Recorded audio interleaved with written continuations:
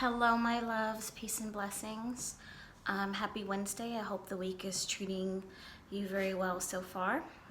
Today's video, I'm going to show you all a couple of different methods for cleansing your spiritual candles, some of the items that I use mostly, and how to, I guess, kind of figure out which candle or which method is best for what type of candle. I have 3 different examples of candles here. Of course, you want to do what feels right to you, but I have had some questions in the past with people using certain things on particular candles and then finding that it kind of, I don't want to say ruin the candle, but it did kind of mess up some of the writing and things like that. So here's some alternative options for you. I know a lot of us are familiar with smudging, which is where you use an incense smoke or something like a sage or a Palo Santo. Something that I will, and I haven't mentioned this before, but I will kind of just state this to keep in mind. I'm not a big fan of using sage for cleansing my candles or for cleansing spaces. I know that's kind of what most people are familiar with, and sort of, you know, if you go to look up smudging techniques and things like that, that's what you will find. The thing about sage is, yes, it is very good for purification. However, sage also is good for removing spirits and for removing energy. The downside to that is if your altar space, your sacred space, whatever it is, area that you're working with, if you're using sage, it's going to clear away all of the energy, including the energy that you just put into your spiritual candles, your work, if you've called upon certain deities or your ancestors to be present for your workings, or you know, totem animals or any type of spirits like that. When you burn sage, it's going to clear them away. So that's why I don't use sage in certain rituals. I will use it seldomly for purifying certain things, but or at least my method, my preference is Palo Santo. Sage is also known to be used with the Native American and indigenous people for ceremonies to call upon spirits to be present, and that's a totally different ritual and ceremony in itself. But in terms of just the purification aspect, I don't use sage because I don't want to clear away the energy that I've just put into my altar or my space or my spells that I'm working on. Palo Santo, frankincense and myrrh, dragon's blood, those are all wonderful options for cleansing and purifying, and they will not run away the spirits or the energy that you have set with that intention for your space. Right now, I'm going to just adjust my camera and show you guys the candles that I have here. So for sake of the video, I have this plain white candle. This is actually going to go on my ancestor altar. I also have a court case candle, which has the writing on here. And then I have a candle, a High John the Conqueror candle that's already been blessed.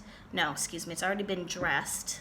As you can see, I purchased it ready, which primarily all it is the oils, glitter. This is a little cube of palm wax, but I still add my herbs and oils and pray over the candle before I use it. So I'm going to show you how I cleanse my candles and what method I use for each type of candle. With this one being a plain candle, I already removed the barcode from here. Some people don't believe that that's necessary. I personally feel that it is. The barcode and the numbers all carry energy, and I want this candle to be solely and purely with my energy and my intention. I don't want anyone else's energy that's touched it, nor do I want the energy that comes with the barcode. Also very important when you purchase your candles, you want to make sure that the anchor is down here in the middle of the candle. If your anchor is over to the left or to the right or not centered, what's going to happen is your candle wick is going to travel next to the glass and your candle is going to burn black. And then I get questions all the time from people saying my candle burned black, and they think, oh, someone's doing something against me, or my spell's not working, or there's negative energy, and they're all freaking out. And in actuality, it's not any of that at all. It's a simple fact that your flame, your wick moved over and it burned the side of the candle. So it's important to make sure when you buy your candles, your anchors are down in the middle. Some candles you can't see the anchor. Well, this one you can. Some candles you can't see the anchor, and like this one. But what I normally recommend is if you notice your wick is starting to travel, like this one, I didn't really pay attention to that or I wouldn't have bought this, but if you notice your wick is traveling over, then you want to just take something and move it once it starts to liquefy and get it back recentered. Okay, so my typical way of blessing a candle and purifying a candle is with some Florida water. When I want to remove what's on the candle, I take the Florida water and I go downward. In a downward motion, I turn the candle counterclockwise and go downward. Counterclockwise and go downward.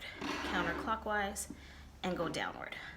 And I use Florida water for this type of candle because there's nothing on this candle to be damaged. Now, I've had people that have used Florida water with these types of candles, and what happens is when you mix this, it has alcohol, and you touch this glass, you're going to end up erasing the words.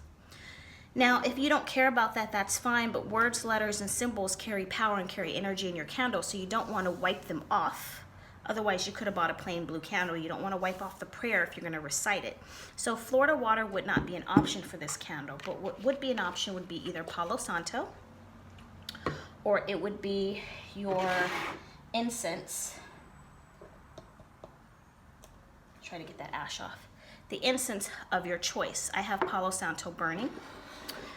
You can use frankincense, dragon's blood, sandalwood, an incense of your choice. And what I normally do is I let the smoke just come up and around the candle. I like to do this counterclockwise, but it's up to you. And we're just removing any energy that it picked up before it came home with me, okay?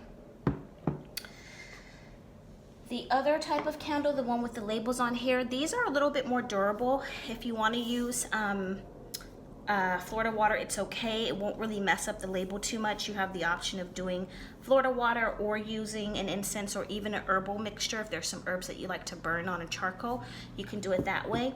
Another thing I also like to use is I will cleanse my candles. I don't have it downstairs, but I have this in a High John the Conqueror. So I will cleanse my candles with the Hoodoo Cologne or Hoodoo water that's associated with it. So for a High John candle, I would cleanse it with High John the Conqueror. If I was using this candle for This Is Better Business, then I would cleanse it with Better Business. Or if I had a Better Business candle, then I would use the Better Business Cologne, and I would cleanse it the same way I would with the Florida water, and you can also anoint the outside of your candle that way. Okay, so I hope that was helpful. I hope that that answered some of your questions as to how to clean your candles. Very simple, very effective, and how not to mess up the candles that already have writing on there that are been, prepared for you. All right, you guys, thank you so much for watching. Remember to like, share, and subscribe this video.